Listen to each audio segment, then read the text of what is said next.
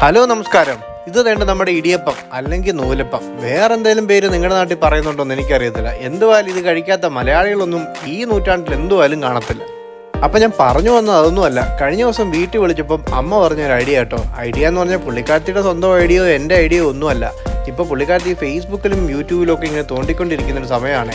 അങ്ങനെ തോണ്ടിയപ്പോൾ കിട്ടിയ ഒരു ഐറ്റമാണ് കേട്ടോ. നമ്മളെപ്പോലെ ഏതോ ഒരു ഫേസ്ബുക്ക് പേജിൽ ആരാണ്ടിട്ടൊരു വീഡിയോ, നല്ല സോഫ്റ്റായിട്ടും നല്ല പഞ്ഞി പോലത്തെ ഇടിയപ്പം ഉണ്ടാക്കാനുള്ള ഒരു ഐഡിയ. അതിനകത്ത് വലിയൊരു ഹൈലൈറ്റ് എന്താണെന്ന് ചോദിച്ചു കഴിഞ്ഞാൽ, വീട്ടിലെ അരിപ്പൊടി തീർന്നിരിക്കുവാണെങ്കിൽ നമുക്ക് ഇടിയപ്പം ഉണ്ടാക്കാൻ പറ്റും.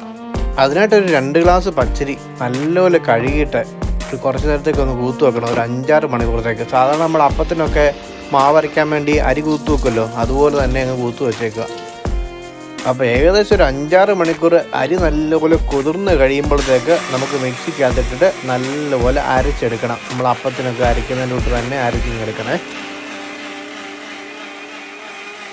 പിന്നെ ഇത് പുളിക്കാനൊന്നും വെക്കണ്ട, നേരെ ഒരു പാൻ എടുക്കുക, അതിനകത്തേക്ക് നല്ലപോലെ കുറച്ച് എണ്ണ ഒഴിച്ചിട്ട് നല്ലപോലെ ചുറ്റിച്ചെടുക്കുക. ദെൻ നമ്മൾ അരച്ചു വെച്ചിരിക്കുന്ന മാവ് അതിനകത്തേക്ക് ഒഴിക്കുമ്പോൾ തന്നെ ഇളക്കാൻ തുടങ്ങിക്കണം. ഞാനൊരു 10-30 സെക്കൻഡ് ഒന്ന് വൈകിയായിരുന്നു. ഞാൻ ഓർത്ത് മൊത്തത്തിൽ അപ്പമായിട്ട് കഴിക്കേണ്ടി വരുമെന്ന്. എന്തായാലും ഭാഗ്യത്തിന് കയറി അങ്ങോട്ട് അടി പിടിച്ച് വെന്തില്ല സംഭവം. ഞാൻ ഇളക്കി തന്നെ എടുത്തു. അപ്പോൾ നല്ലപോലെ ഇളക്കി കൊടുക്കുക. ഇളക്കി നല്ല കുഴമ്പ് ഒക്കെ ഒന്ന് മാറിയിട്ട് മാവ് നല്ല ടൈറ്റായിട്ട് വരും. അതുവരെ നല്ലപോലെ ഇളക്കണം. മാവിനകത്ത് ഉപ്പിടാൻ മറന്നു പോയേക്കല്ലേ. ഈ ലെവലൊക്കെ ആയി കഴിയുമ്പം ഇളക്കിൻ്റെ സ്പീഡൊക്കെ ഒന്ന് കുറച്ച് കഴിഞ്ഞിട്ട് ചെറുതായിട്ടൊന്ന് തണുത്ത് കഴിയുമ്പം നമ്മൾ സാധാരണ എങ്ങനെ ഇടിയപ്പം ഉണ്ടാക്കുമോ ആ രീതിയിൽ തന്നെ ഇടിയപ്പം എടുക്കുക. ചെറിയൊരു ചൂടോട് തന്നെ ഉണ്ടാക്കുകയാണെങ്കിൽ അത്രയും നല്ലത്.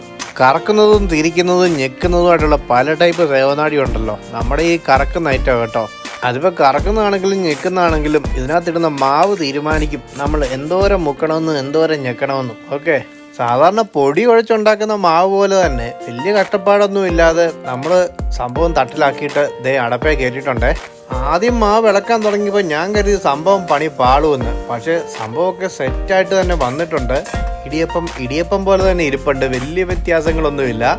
അപ്പം നിങ്ങൾക്ക് ധൈര്യമായിട്ട് ഇത് പരീക്ഷിച്ച് നോക്കാം കേട്ടോ. ഇപ്പം മാവില്ല പൊടിയില്ലെന്നൊക്കെ പറഞ്ഞിട്ട് ഒഴിവാക്കി വിടണ്ട. ഇടിയപ്പം ഉണ്ടാക്കണമെങ്കിൽ അരി വീട്ടിലുണ്ടെങ്കിൽ അത് വെച്ച് വേണമെങ്കിലും നമുക്ക് സെറ്റാക്കാൻ പറ്റും. കൂട്ടത്തിൽ എന്നാ കറി വേണമെങ്കിലും പോകും. വീട്ടിൽ ഇരുന്ന ചിക്കൻ കറി ആഹാ, സംഭവം കൊള്ളാം, പൊളി സാധനം. അപ്പം bye from streets and food.